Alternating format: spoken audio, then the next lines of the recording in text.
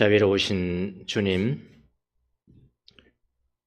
나그네와 같은 삶을 사는 저희들에게 나그네 교회라는 정체성을 우리에게 주시고 다른 사람들과 달리 살 것을 요구하시는 주님, 감사합니다. 은혜를 주시고 구원을 주시고 깨끗이 씻어주시고 하나님을 아버지라고 부를 수 있는 특권을 허락하여 주셔서 감사합니다. 오늘 또 아버지의 이름을 부르면서 아버지를 갈망하는 사랑하는 자녀들이 이곳에 모였습니다. 한 말씀만 이 세상을 살아가도록 우리에게 허락하여 주옵소서. 주님의 말씀을 듣는 순간에 말씀이 들려지게 하시고 주의 확고한 그런 말씀으로 살아가는 귀한 종들이 될 수 있도록 은총을 내려 주옵소서. 감사하며 예수님의 이름으로 기도합나이다. 아멘. 할렐루야. 아멘. 베드로전서 1장을 우리가 시작하면서 1장 1절에 나그네라는 단어가 나왔었습니다. 그렇죠? 나그네. 근데 그 당시에 이제 흩어져 있는 자기 본국에서 핍박받고 고향을 떠나서 소아시아, 그러니까 아시아 지역, 지금의 터키 지역에 모인 사람들이 있었는데 자기들이 이게 진짜 우리가 믿는 거야? 예수님을 잘 믿는 거야? 이런 정체성도 불확실하고 그때 베드로 사도가 그들을 위해서 편지를 쓴 게 베드로 전서라 이 말이에요. 가장 먼저 선언해 준 게 뭐냐면은 너희들이 누군 줄 아느냐 이게. 너희들이 누구냐의 문제는 정체성의 문제잖아요. 아이덴티티의 문제잖아요. 너희들이 나그네 성도들이야 이렇게 됐단 말이에요. 나그네 성도들이 모이면 나그네 교회가 되고 마치 우리 교회가 같이 그렇게 된 거예요. 이걸 먼저 선언해 줄 때 나그네란 용어를 처음 썼습니다. 1장 1절이에요. 한번 기억해 보시면 되는데 파레피데모스, 그럼 파라, 프로스, 에피, 프로스 전체가 두 개야. 그 다음에 데모스, 데모크라시아 나고 데모라고 그랬어요. 민중, 군중, 대중, 너희들은 그 대중들 옆에 있어. 그러니까 대중들이 아니야. 거기 있는 사람들하고는 차이가 다른 거예요. 거기 사는 사람들하고. 그리고 그 사람들보다 위에 있어. 결국은 뭐 버림받은 사람일 거라고 이렇게 생각했는데 에피야. 너희 그 사람들보다 윤리적으로 위에 있고 그 사람들보다 영적으로 위에 있고 그 사람들이 모르는 것을 우리가 알고 그 사람들이 아버지라고 부를 수 없는 그 아버지를 우리는 아버지라 부르고 뭐 이런 이야기입니다. 그게 나그네였어요. 정체성을 이야기할 때 나그네라는 단어를 썼어요. 근데 오늘 17절이었어요. 이제 우리가 1장 17절이잖아요. 한번 보세요. 17절 여기 보면은 나그네 또 나오죠? 나그네 또 나와요.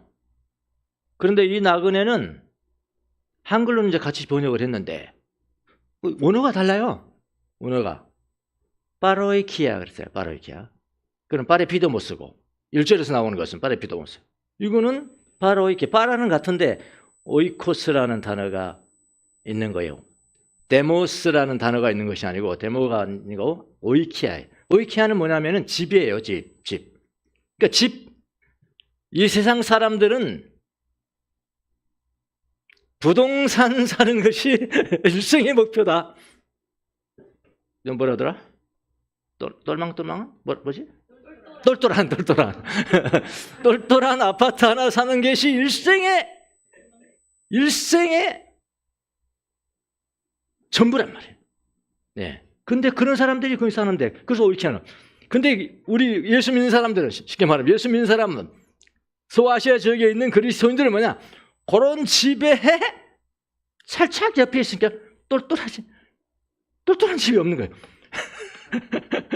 똘똘한 집도 없고 똘똘한 집 한 채 가진 사람이 부럽지가 않는 거예요. 부럽지가 않아요.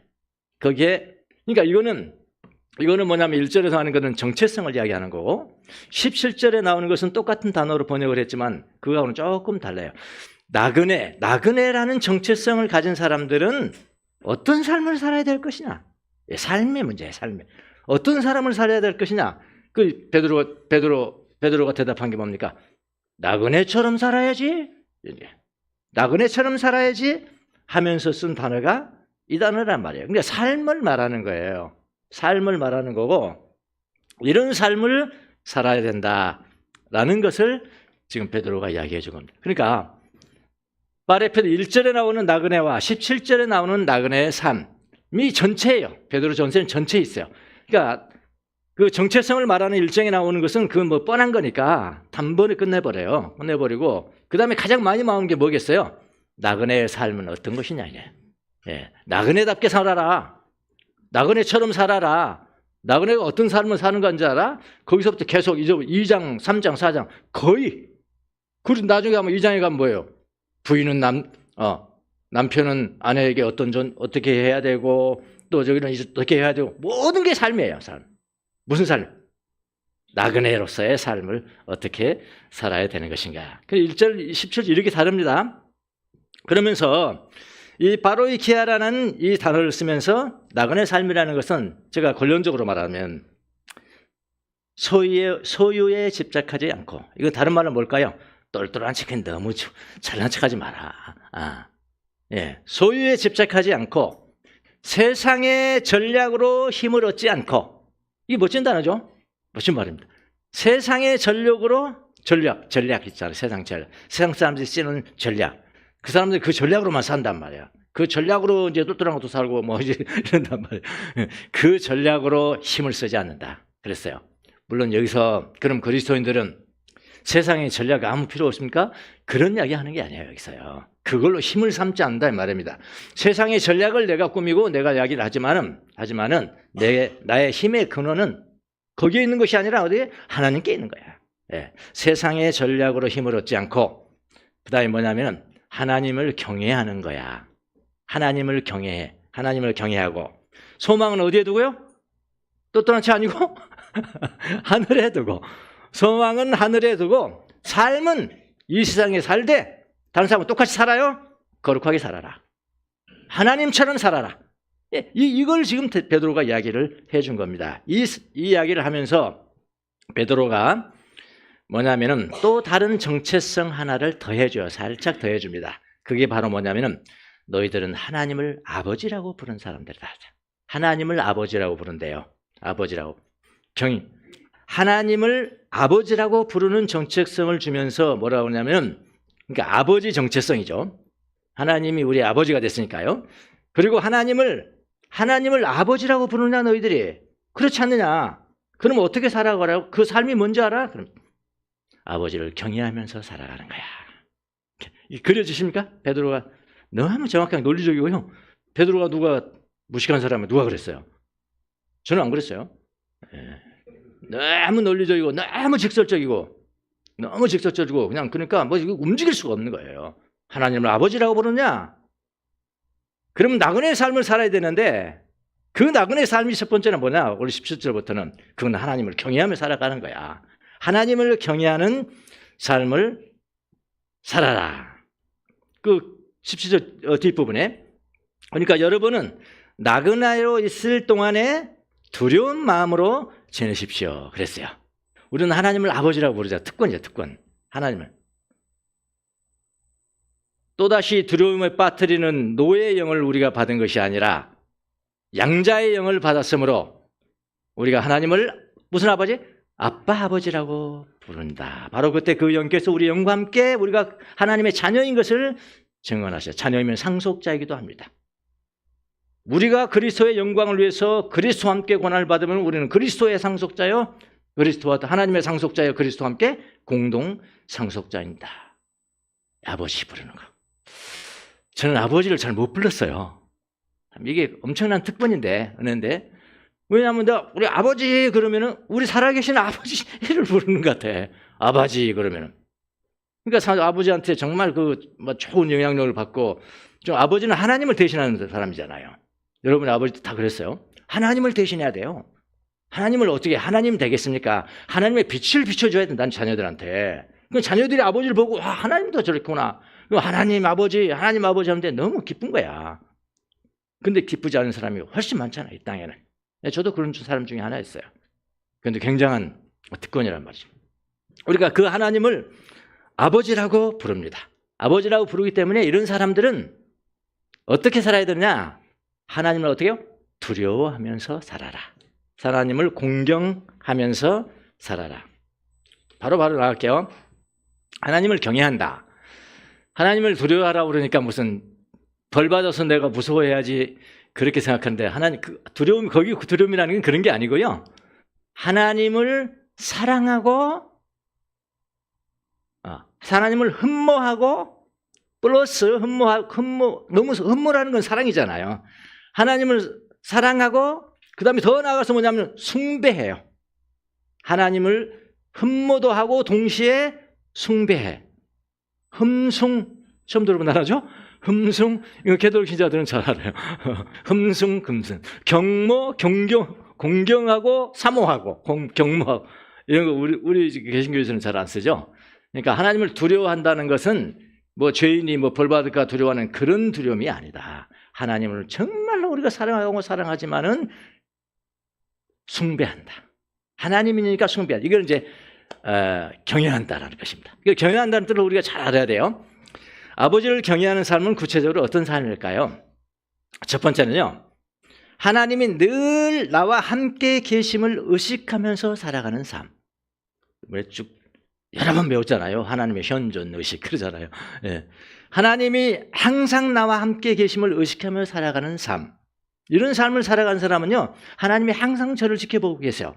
항상 나를 보고 계셔. 하나님 나를 보고 계셔. 그래서 나는 하나님의 시선이 더 무서운 거야. 사람의 시선은 별로 안 무서워. 그 사람이 나를 뭐 알겠어? 그 사람이 나를 무시해도 나 괜찮아. 난 괜찮아. 하나님이 나를 자녀라고 불렀어. 이런 개념이 딱 돼 있는 거예요. 이런 믿음이 돼 있는 게 믿음이에요. 그거 하나님 경외하는 사람이에요. 하나님이 보고 계신다. 사람의 시선보다 하나님의 시선을 더욱 의식하면서 살아가는 삶. 그냥 이렇게 되니까 아무리 너에게 숨겨진 일이겠어요. 그렇잖아요. 은밀한 생각을 해. 하나님은 모르실 거야. 하나님은 모르실 거야. 은밀한 생각을, 악한 생각을 해요. 그거 모르실까요? 그럴 수가 없어요. 하나님을 무서워하는 사람, 하나님을 두려워하는 사람은 그럴 수가 없어요. 하나님은 그러신 분이 아니에요. 내가 주의 영을 떠나서 어디로 가며 주의 얼굴을 떠나서 어디로 도망치겠습니까? 하늘에 올라가도 주께서는 거기에 계시고 수월에다 내 자리를 펴더라도 주님은 그곳에도 계십니다. 안 계신 것이 없는 거예요. 이 의식이 돼 있냔 말이죠. 예. 이게 하나님을 경외하는 사람, 내 구체적인 삶의 특징입니다. 그래서 은밀한 생각까지도 하나님께 드러내고 살아가는 삶. 그다음 두 번째로 죄를 가볍게 여기지 않는 삶이에요. 죄를 합리화시키지 않아요. 죄라는 놈이 하나님과 나의 관계를 파괴하는 것이라는 것을 잘 알고 있어요. 그래서 항상 회개하는 삶. 회개가 습관돼. 죄 짓는 것도 습관됐지만, 예, 하나님 앞에 회개하는 것도 습관돼. 이게 중요합니다. 예. 이런 사람이 하나님을 경외하지요. 하나님을 기쁘시게 하는 삶. 세 번째, 하나님을 기쁘시게 하는 삶. 사람에게 보이려는 삶이 아니에요. 그 사람의 삶을 보면은 누가 기뻐하면 된다? 하나님이 기뻐하시면 되는 거예요. 하나님 보시면 돼. 뭘 그걸 주장하려고 늘 한 5가지 해놓고 10가지 이야기를 해버리니까 그 이야기 안 해도 돼. 하나님 하시면 되는 거야. 하나님을 기쁘시게 하는 일이라면은 괜찮아, 오케이, 받아준 거야. 받아버리는 거야. 하나님 받아버리신 거야. 주님이 기뻐하시는 삶. 주님을 존경하고 순종하는 거죠. 그래서요, 예, 기뻐하시는 삶. 그리고 두려움이라는 것이 사랑의 자리까지 나아가는 거. 아까 제가 말씀드렸어요. 경모하고 흠숭하는 삶. 이런 삶을 살아가는 게 경외하는 삶입니다. 하나님 경외하는 삶이에요. 4세기 이집트에 그 멜라니아라는 사람이 있어요. 멜라니아가 4세기도 그렇고 요즘도 참 유명한 사람 많죠? 멜라니아. 모르시면 모신가 봐. 아주 부자였습니다. 4세기 살았던 멜라니아는 아주 부자여서 신앙도 좋고요. 그래서 이 사람이 생각을 했습니다. 내 재산을 잘라서 가난한 사람들을 도와야 되겠다. 근데 이걸 내가 직접 하면 안 될 것 같고 그 당시에 이집트 사막에 아주 유명한 아주 경건하기로 유명한 판보라는 수도사가 있었는데 내가 그분한테 가져와야겠다 이 돈을. 그런 사람 많이 있잖아요. 지금 보니까 이 사람한테 돈을 주면은 참 잘 쓸 것 같다. 그 사람 맡아왔습니다. 그런데 동시에 무슨 마음이 있었냐면은 저렇게 경건하고 저렇게 성령 충만한 사람이 나를 좀 칭찬해주면 좋을 거야. 그런 숨은 게 있었단 말이에요. 그래가지고 가가지고 이제 다른 수사들한테 이야기를 했을 거 아니에요. 저기 누구 혹시 멜라냐라는 여인이 와서 돈을 나누고 싶답니다. 가난한 사람을 나누고 싶다는데요. 그 당시에 돈이 얼마냐면은 은 300파운드입니다. 예, 오늘날로 계산해도 굉장히 큰 돈이에요. 은 300. 여러분들이 10억을 갖다가 누구 어떤 종한테 주면서 내 이름 내지 마세요. 그리고 가버릴 수 있겠어요? 그분이 나도 좀 주자. 내 이름 좀 어떻게 해주라. 나 좀 잘났다고 칭찬도 좀 해주고 그런 은근한 생각을 가지고 했단 말이에요. 근데 아무 말도 안 하네.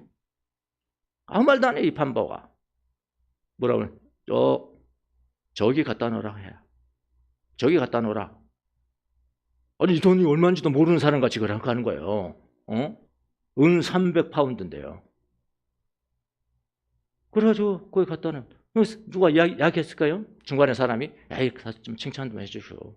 이런 돈을 이렇게 많이 가져왔나 해주세요. 판보가 다른 말 아무 말도 않고 단 한마디 합니다. 하나님 보셨으면 됐지 뭐. 하나님 보셨으면 됐지 뭐. 예. 그런 게 주님을 경외하는 사람들. 하나님이 보셨으면 됐지 뭐. 그러면 됩니다. 이게 이제 하나님을 경외하는 삶이고요. 나그네의 삶입니다. 나그네 삶. 우리의 삶이 돼야 된대요. 우리가 나그네니까요. 나그네는 어떻게 살아야 된다고요? 이렇게 살아라. 바로 이렇게 집 옆에 있는 사람이요. 똘똘한 집 옆에 있는 사람이요. 옆에 있는 사람. 그 사람은 달라야 되는 거예요. 그거 이렇게. 하나님 보고 가르가는 거지 사람 보고 가르가는 게 아니에요. 자, 두 번째로 베드로가 말하는 오늘 본문 중에서 말하는 베드로가 말하는 또 나그네의 삶은 또 어떤 방식이냐. 두 번째는 이런 거예요. 세상의 방식을 따라 살지 말고 하나님의 방식으로 살아가라. 18절 19절. 항상 제 설교의 특징은 뭐죠? 성경이죠. 성경. 예, 성경을 들어서 거기서 퍼놓은 거죠. 뭐라고 하는가 봅시다. 18절 19절. 17절은 하나님 경외하는 삶. 이제 여러분은 나그네의 삶을 살아가는 사람들은 조상으로부터 물려받은 여러분의 헛된 방식이 있대요. 예. 믿지 않는 사람들로부터 물려받은 여러분의 헛된 생활 방식에서 해방되었다. 구원이라는 게 옛 방식에서 해방이래요. 예. 그것은 여러분도 알지만 은이나 금 같은 썩어질 것으로 되지 않냐고. 왜 은이나 금을 됐을까요? 상징어잖아요. 옛날 사람들은 은과 금이 그의 하나님이야. 그런 이야기예요. 지금은 그렇지 않다. 너는 그렇게 살면 안 된다. 하였으니 흠이 없고 티가 없는 어린 양의 피와 같은 그리스도의 귀한 피로 되었느니라. 그러니 너희들이 헛된 생활을 방식에서 벗어나서 하나님이 살아가시는 방식으로 살아가라. 뭐 그런 뜻입니다. 그러니까 조상들의 헛된 생활 방식이란 뭔가요? 세속적인 가치관이죠. 금과 은이 할아버지예요. 예, 금과 은이 할아버지라니까요. 성공해야 되고요. 그러니까 그 사람들 성공의 목적이 그건 하나님이에요. 그 예수 믿는 사람들이 그냥 세상 사람들이 보기에 성공하지 못한 좀 가난하고 찌질이 가난하고 하면 무시하잖아요. 무시해요. 근데 그거 개의치 말라. 세속적인 가치관, 금과 은이 가장 중요하다고 말하는 세속적인 가치관으로 살아가는 방식, 그대로 살아가지 말라. 성공하는 거, 성공주의, 성공주의죠. 그야말로 성공이 목표예요. 그 성공이 뭡니까? 그 사람들이 말하는 성공이 돈하고 지금 명예죠. 권력이죠. 경쟁하고요, 욕망하고 중독되고 더구나 자기 자신만을 위한 삶입니다. 여러분, 절대로 다른 사람을 위해서 합니까? 자기 자신만, 그 명예잖아요. 이런 삶에서 벗어난다. 자, 이런 것들은 좋은 것들이 어떻게 보면 세상에 있는 하나님의 어떤 그림자들이거든요. 사기쳐서 본 것이 아니라면, 예.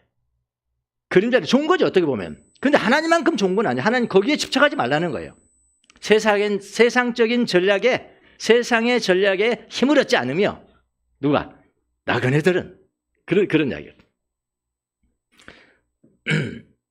그런데 중요한 것은, 그런 것들이 좋아 보이는데, 좀 공허해요. 네. 아무리 신앙이 좋은 사람도 예수님을 믿는 시기가 있을 건데 자기 나름대로 이 세상에 살아가는 방법이 뭘까? 그 생각 안 했겠어요? 저도 막 생각 없이 그냥 막 따라가 버렸을까요? 아니잖아요. 그러니까 좋은 것이지만은 허망해. 이렇게 허망하겠다. 그렇게 그대로 산다. 내가 꿈꾸는 대로 살아도 허망하겠다. 하나님과 결국은 연결되지 않습니다. 하나님과 연결되지 않아요. 그런데 구원받은 이후에 우리 삶은 뭐냐면은 헛된 그런 생활 방식에서 벗어나는 거다. 벗어나는 거다. 세상 방식으로 살면 편하긴 해요. 그런데 공허합니다. 하나님 방식으로 살면 어렵습니다. 하나님 방식으로 살면 어렵습니다. 그러나 생명이 있습니다. 거기에는 생명이 있는데 그것이 바로 나그네 영성이다. 베드로가 말하고자 하고는 그거예요. 그게 바로 나그네 영성이다. 근데 중요한 건요. 이건 제가 지금 이야기한 이거 세상의 방식, 이건 믿지 않는 사람들을 두고 물론 말했죠. 그런데 예수 믿는 사람들은 똑같아요. 똑같습니다. 다 교회 다니고 막 이렇게 하는데도 다 이거 다 세상 사람들이 좋아하는 거 다 좋아하고 그럼 뭐가 차이가 있는 겁니까? 교회 목사님들은 굉장히 영성이 많은 것 같죠, 그렇죠? 교회 목사님들. 여러분 얼마나 명예를 갈구하는지 모릅니다. 이거 자세히 내가 다 말을 못합니다. 네. 총회장 되면 명예잖아요. 그럼 자기 잘나서 총회장 투표해서 이겨야지. 돈 쓰면 안 되잖아, 이거. 그건 세상 사람들 요즘 안 하잖아요, 법이 있어서. 네. 교회는 그짓 하고 있거든요. 똑같아요. 얼마나 진짜 목사 아주 훌륭한 목사 많습니다. 그분들 다 지금 제가 말하는 게 아니고요. 얼마나 명예를 내 이름 내고 뭘 그것이 이제 문제라 이 말이 문제. 자, 그게 이제 세상 방식이 아니고 아버지 방식이다. 애들아세요. 금방 끝나겠습니다. 자, 세 번째 방식이 또 있습니다. 세 번째 방식. 나그네의 삶의 방식이 무엇이냐? 세 번째 방법이 무엇이냐? 나그네는 믿음과 소망을 하나님께만 두고 살아간다. 20절, 21절. 자, 여기 보세요. 이 그리스도께서는 세상이 창조되기 전에 예정되었고 이 마지막 때에 여러분을 위하여 나타나셨습니다. 예수님에 대해서 말씀하시잖아요. 여러분은 그분으로 말미암아 하나님을 믿고 있습니다. 하나님께서는 그를 죽은 사람 가운데서 살리시고 그에게 영광을 주셨으니, 이 베드로가 하고 싶은 말씀이 이겁니다. 그래서 어떻게 하란 말입니까? 여러분의 믿음과 소망은 하나님께 있습니다. 그러니까 믿음이라는 게 뭡니까? 의지할 것이잖아. 의지할 것. 내가 의탁할 것이잖아요. 하나님이 없으면은 돈에 의탁해야죠. 돈에 의탁해도 이건 평생 잘 사는 거예요. 떵떵거리고 사는 거예요. 영생이 없었을 뿐이지. 근데 우리 믿는 사람들은 나그네 삶이 뭐냐면은 그 믿음, 그 의존하는 것이 누구에게? 하나님께 있고, 그 다음에 갈망하는 거, 소망하는 거, 내가 뭔가 돼야 되겠다. 이 갈망하는 게 누구에게?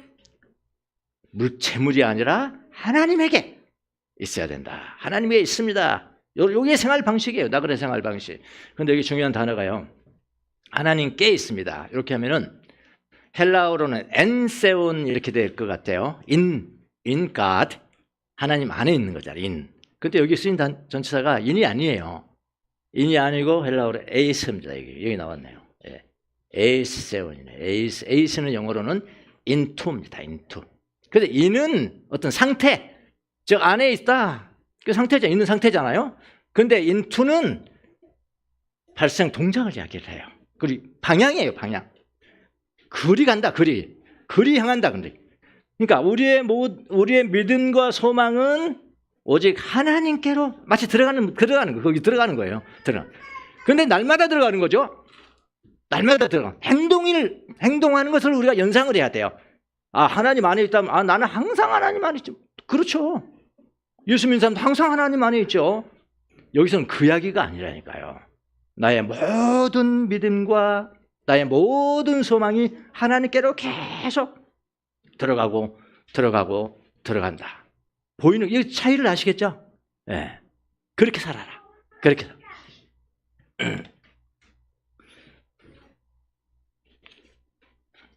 자, 하나님은 그리스도를 죽은 자 가운데서 우리가 살리셨으므로 그분의 사역을 인정하셨어요. 하나님을 아버지라 부르는 사람들은 하나님께 모든 믿음과 소망을 두는 사람이다. 그래서 in을 쓰지 않고 into를 썼다는 걸 명심하셔야 돼요.